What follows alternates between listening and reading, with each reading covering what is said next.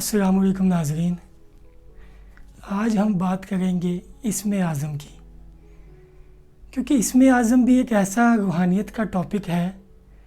कि जो हज़ारों सालों से एक भेद बना चला आ रहा है।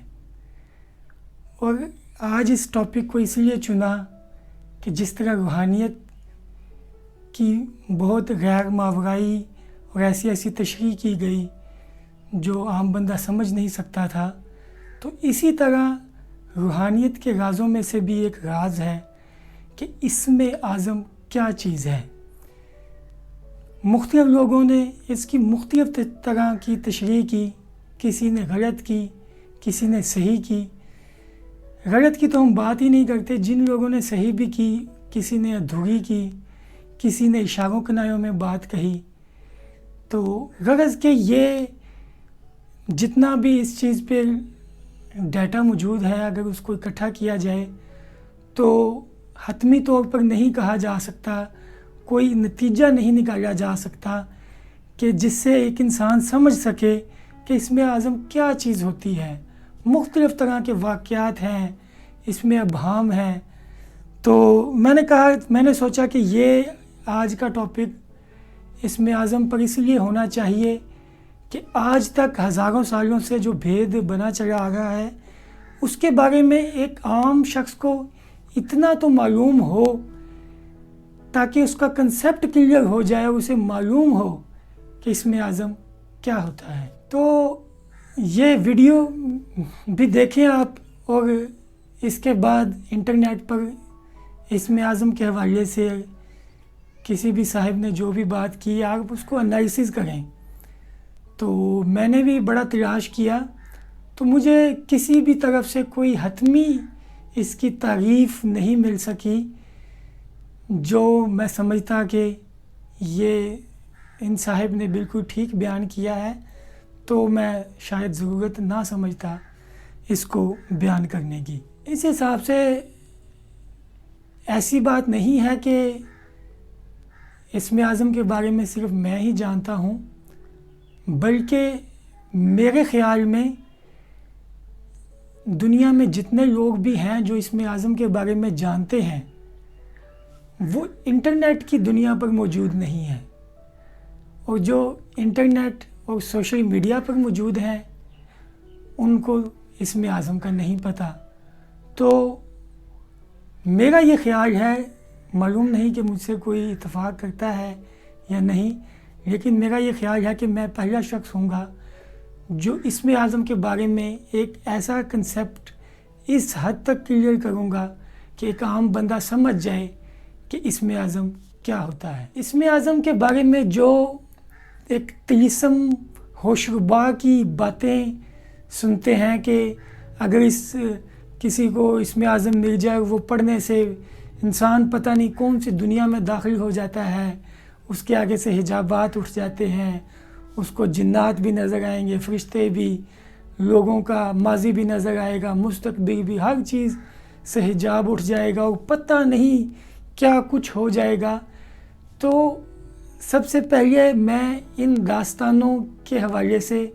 कंसेप्ट क्लियर कर दूं कि ऐसा नहीं होता कि किसी शख्स को इसमें आज़म मिले और उसको पढ़ते साथ ही उसकी दुनिया ही बदल जाए। और ये जो भी इस तरह की तिलिस्मी बातें किसी ने भी की हैं या इस तरह की बातें फैलाई हैं, तो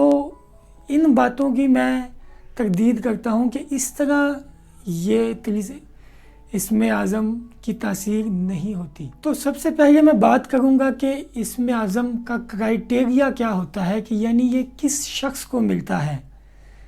तो जिस तरह इंसान पहली जमात में दाखिल होता है, मैट्रिक, FA, BA, MA और MPhil या PhD तक जाता है, तो इसी तरह ये भी हम कह सकते हैं कि ये एक PhD लेवल की बात है जो अभी इब्तदाई तालीम हासिल करने वालों को नहीं बताई जा सकती या उनको इसमें आज़म नहीं दिया जाता। तो जो शख्स अल्लाह ताला का कुर्ब पाना चाहता है उसके लिए लाजमी है कि वो अपने गुनाहों से तौबा ताइब होता है, سچے دل سے معافی مانگتا ہے اور اس کے بعد وہ کسی کامل مرشد کی تلاش میں نکلتا ہے، اس کو کوئی اللہ تعالیٰ مدد کرتا ہے، اس کو کامل استاد، پیر، صوفی، رہنما کوئی ملتا ہے، تو بیعت ہونے کے بعد جب وہ پہلے اس کے تو قلوب کو صاف کیا جاتا ہے، یعنی صفائی کا مطلب یہ ہے کہ اس کے دل میں جو گناہوں کی کشش موجود ہے، جو گناہوں کی وجہ سے اس کے دل پر سیاہی موجود ہے، ان کو صاف کیا جاتا ہے، اس کو وظائف دیے جاتے ہیں۔ مطلب ہے کہ وہ ایک آہستہ آہستہ اپنے آپ کو، اپنے باطن کو صاف کرتا ہے، اس کو منور کرتا ہے، اس کے دل پر انوار و تجلیات اللہ کی نازل ہوتی ہیں، تو وہ یہ مناظر طے کرتا جاتا ہے۔ یہ مناظر طے کرنے کے دوران اس کے دل سے اور دماغ سے، جسم سے گناہوں کی کشش ختم ہوتی جاتی ہے، جیسے کہ غصہ، انتقام، حسد، نفرت، یہ جتنے بھی منفی جذبات ہیں، دنیا کی لالچ ہے، دنیا کو پانے کی خواہش ہے، بدلہ لینا کسی سے، تو غرض کہ اس طرح کے جتنے بھی منفی جذبات ہیں اس کے دل و دماغ سے ختم ہوتے جاتے ہیں۔ اور جب وہ اس سٹیج پر، اس راستے پر چلتے ہوئے ایک سٹیج پر پہنچ جاتا ہے جہاں پر اس کا استاد، اس کا صوفی، اس کا مرشد یہ سمجھتا ہے کہ یہ اب اس قابل ہو چکا ہے کہ اس کو اب اسم اعظم دیا جا سکتا ہے، تو پھر اس کو اسم اعظم دیا جاتا ہے۔ اسم اعظم بھی ہم کہہ سکتے ہیں کہ یہ ایک ایسا اللہ تعالیٰ کا وضع کردہ نظام ہے کہ یہ اس کی حفاظت میں رہتا ہے اور کسی بھی نااہل شخص تک اسم اعظم نہیں پہنچتا۔ یہ ایک اللہ تعالیٰ کی طرف سے ہی حفاظت کا طریقہ کار موجود ہے کہ کسی بھی نااہل شخص کو یہ اسم اعظم کسی بھی صورت میں اس کے ہاتھ نہیں آتا۔ تو جو شخص اس قابل ہوتا ہے، جب وہ، جیسے میں نے مثال دی کہ پرائمری سے پی ایچ ڈی پر جاتا ہے، تو اسی طرح جب انسان اللہ کے قرب والے راستے پر چلتے ہوئے ایک پی ایچ ڈی مقام تک پہنچ جاتا ہے تو پھر اس کو اسم اعظم دیا جاتا ہے۔ تو اب یہ دینے والے پر منحصر بھی ہوتا ہے کہ بعض اوقات وہ اسم اعظم مکمل اس کی طاقت سے نوازتا ہے، یا صرف اس کو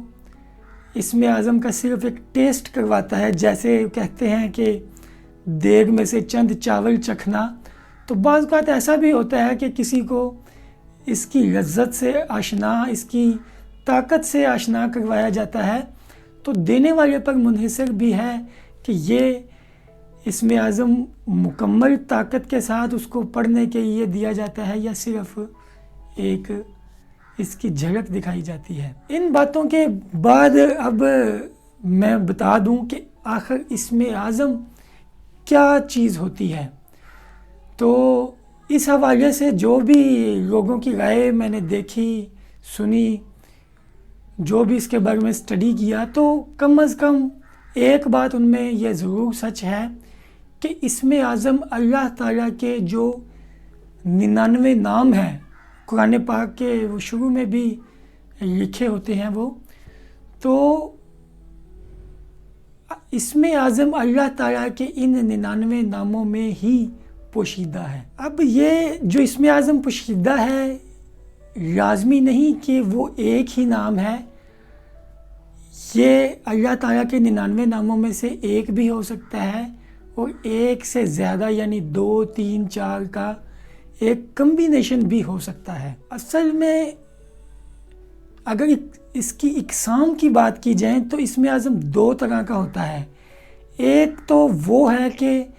جب بھی کوئی اللہ کا مقرب بندہ، ولی اللہ جس کو ہم کہہ سکتے ہیں، پیر، فقیر، بزرگ، جو اللہ تعالیٰ کی بندگی کرتے ہوئے ایک قبولیت کی منزل پر پہنچ چکا ہوتا ہے، جب اس کے وصال کا وقت آتا ہے تو وہ اپنا اسم اعظم کسی کو بما اس کی طاقت کے جس شخص کو وہ اہل سمجھتا ہے اس کو دے کر جاتا ہے۔ تو اس صورت میں اسم اعظم ایک مکمل طاقت کے ساتھ آتا ہے، اور اس میں جو بھی وہ اسم اعظم وہ بزرگ پڑھ رہے ہیں تو وہ وہی سیم الفاظ اور وہی اللہ تعالیٰ کے اسم، ان کا جو کمبینیشن ہے وہ اسی طرح قابل شخص کو دے دیا جاتا ہے۔ لیکن اس کی دوسری قسم بھی میں آپ کو بتانا چاہتا ہوں۔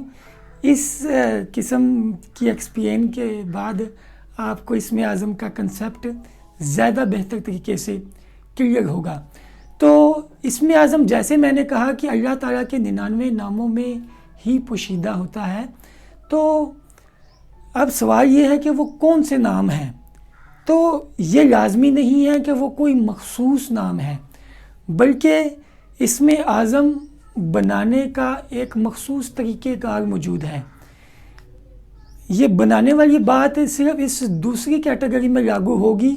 پہلے والی جو میں نے مثال دی کہ ایک بزرگ کسی کو جب عنایت کر کے جاتا ہے تو وہ تو سیم اسی طرح جو اس کے الفاظ ہیں، جو وہ اس کا کمبینیشن ہے اللہ تعالیٰ کے 99 ناموں میں سے، تو وہ ویسے ہی دے جاتا ہے۔ لیکن یہ جو دوسری قسم میں آپ کو بتانا چاہ رہا ہوں، تو اس میں ایسا ہوتا ہے کہ اسم اعظم بنایا جاتا ہے۔ جیسے مثال کے طور پر اگر میں کسی شخص کے پاس جاؤں، مجھے اسم اعظم کا نہیں پتہ، تو میں کسی کو کہوں جی مجھے اسم اعظم بنا دیں، تو اس کا طریقہ کار یہ ہوتا ہے کہ جو شخص اسم اعظم بنوانا چاہتا ہے، یعنی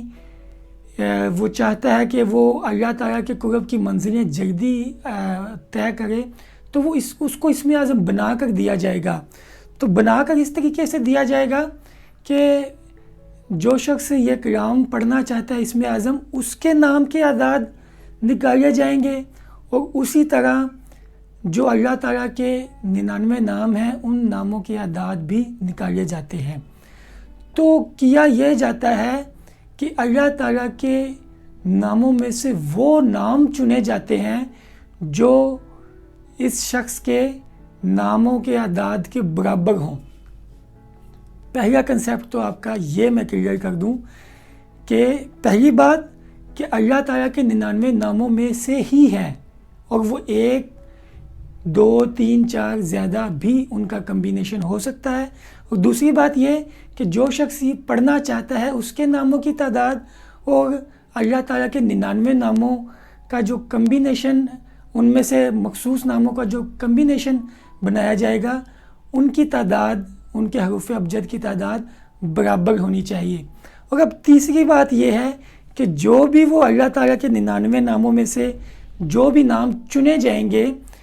جن کے حروف کی تعداد پڑھنے والے کے نام اعداد کے برابر ہوگی، تو وہ نام چنے جائیں گے، اس میں کون سے ناموں کی تاثیر جلالی ہوگی اور کن ناموں کی تاثیر جمالی ہے، یعنی اس کو ہم سادہ لفظوں میں کہیں ٹھنڈا اور گرم بھی کہہ سکتے ہیں کہ کس اللہ تعالیٰ کے نام کی تاثیر ٹھنڈی ہے اور کس کی گرم ہے، کس کی جلالی، کس کی جمالی۔ تو وہ جو شخص یہ اسم اعظم بنانا جانتا ہے تو وہ پھر دیکھتا ہے کہ اس کو معلوم ہوتا ہے کہ کس نام کی کیا تاثیر ہے، تو وہ اس حساب سے ایک مخصوص کمبینیشن بنایا جاتا ہے، اور اس کمبینیشن کے بعد یہ بھی خیال رکھا جاتا ہے کہ وہ ان کے حروف ابجد کی تعداد برابر ہو۔ تو اگر اس طریقے سے کسی کو اسم اعظم بنا کر دیا جائے، یعنی لینے والا بھی کرائٹیریا پر پورا اترے اور دینے والا بھی اسم اعظم بنا کر دینا جانتا ہو، تو اب سوال یہ پیدا ہوگا کہ اس طریقے سے کیا ہوگا۔ تو اگر کسی کو اپنے نام کے مطابق اسم اعظم مل جاتا ہے تو جتنے بھی انسان وظائف کرتا ہے، خواہ کسی بھی طرح کے ہو، اللہ تعالیٰ کا قرب پانے کی وہ جتنی بھی وظائف کرے گا، جتنی بھی عبادت کرے گا، تو اس طریقے سے جو اس کو اسم اعظم ملے گا، اس کی طاقت، اس کی رفتار سب سے زیادہ تیز ہوگی۔ اور یعنی اگر اس کو بات کو کھولا جائے تو یہ کہا جا سکتا ہے کہ اگر وہ اس طریقے سے اس کو اسم اعظم ملتا ہے اور وہ پڑھنا شروع کرتا ہے تو وہ اللہ تعالیٰ کی انوار و تجلیات کی رفتار، ان کی طاقت بہت زیادہ ہوگی، اور بہت جلد انسان اپنی منازل طے کر کے اللہ کا قرب پا لے گا۔ تو امید ہے کہ آپ کا کنسیپٹ اسم اعظم کے حوالے سے آج سب سے زیادہ کلیئر ہو چکا ہوگا۔ تو ابھی کوئی مجھے نہ کہے کمنٹس میں کہ جی مجھے اسم اعظم بنا دو، تو جو میں جانتا تھا میں نے آپ کو بتا دیا۔ اسم اعظم بنانے کا طریقہ مجھے نہیں معلوم۔ ہاں، اس کے حوالے سے آپ کے ذہن میں کوئی بھی ابہام ہے جو میرے بیان کرنے میں نہیں آ سکا، یا آپ کے ذہن میں کسی بھی طرح کا شک ہے، کوئی سوال ہے کسی بھی اینگل سے، تو وہ آپ کمنٹ باکس میں کمنٹس کر سکتے ہیں۔ تو امید ہے کہ میں انشاءاللہ اس کا جواب دوں گا۔ تو اس امید ہے کہ یہ کنسیپٹ آپ کو آپ کے ذہن میں اسم اعظم کی گتھیاں بھی سلجھا دے گا، اور نئی راہیں بھی آپ کے ذہن میں کھول دے گا۔ تو اجازت دیجیے، اللہ حافظ۔